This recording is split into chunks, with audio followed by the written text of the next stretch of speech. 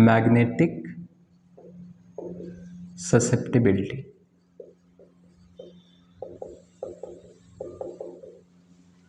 Magnetic susceptibility में हमने देखा था कि इसको जाई से डिनोट कर रहे थे, और जाई हमारा क्या था, I/H। आई हमारा क्या था, इंटेंसिटी इंड्यूस्ड वाली की वजह से। सिंपल टर्म्स में हम लिख रहे हैं जो मैग्नेटिक इंटेंसिटी इंड्यूस हुई है, और ये हमारा क्या था, H, magnetic intensity due to external.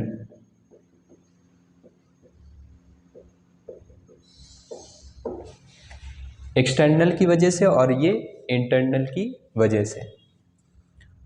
हम देखते हैं जाई को एक वैल्यू दे रहे हैं, क्वांटिफाई कर रहे हैं, ताकि हम डिफरेंट मटेरियल्स का जाई की वैल्यू देख के पता लगा पाएँ कि पैरामैग्नेटिक है, डायामैग्नेटिक है या फिर फेरोमैग्नेटिक।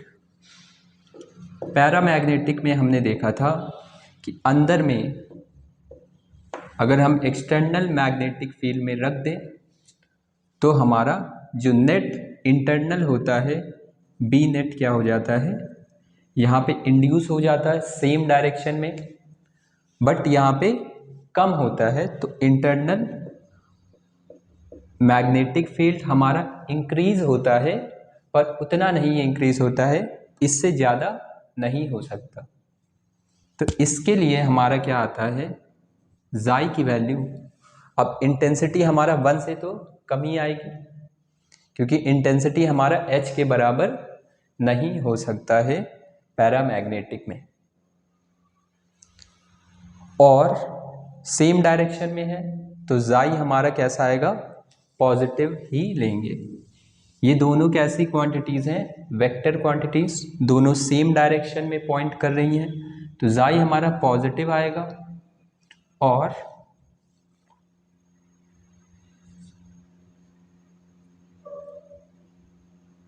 लेस देन 1 लिख सकते हैं।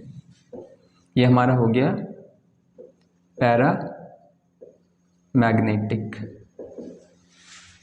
डायामैग्नेटिक में क्या हो जाएगा,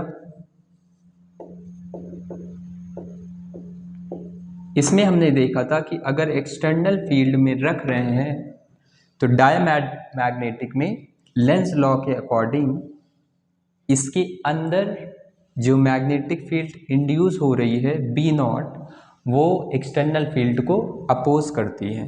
तो यहाँ पे बी नेट कितना आता था, B external minus B induced, opposite direction में है इंटरनल वाली, तो आई भी अपोजिट डायरेक्शन में हो गया, तो जाई हमारा क्या होगा, निगेटिव आएगा, तो लेस देन 0, और मैक्सिमम कितना हो सकता है, -1 तक। ये हो गया हमारा डायामैग्नेटिक। तो -1 से 0 तक इसकी वैल्यूज लाई करती हैं। फेरोमैग्नेटिक के केस में क्या हो जाएगा,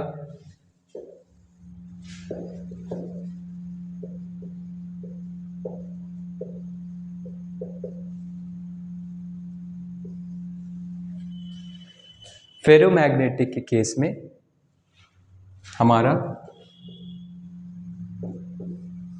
फेरोमैग्नेटिक में हमारे डोमेन्स बनते थे, डोमेन्स की वजह से अंदर मैग्नेटिक फील्ड बहुत ज़्यादा आती है, बी नॉट, और ये हमारा बी एक्सटर्नल था, तो ये बी नॉट की वैल्यू बहुत ज़्यादा है, तो नेट हमारा B naught plus B external, इसकी वैल्यू बहुत हाई होती है।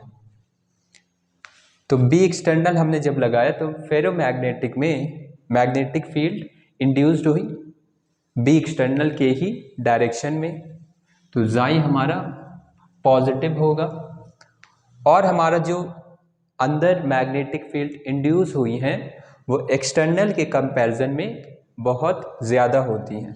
तो I की वैल्यू बहुत ज़्यादा, H की वैल्यू कम, तो 1 से हमें ग्रेटर वैल्यू मिलेगी। Xi is very larger than 1, इसको नोट कर सकते हैं। तो ये वाला टॉपिक हमारा ख़त्म हो चुका है। नेक्स्ट हम अल्टरनेटिंग करेंट्स के बारे में डिस्कस करेंगे।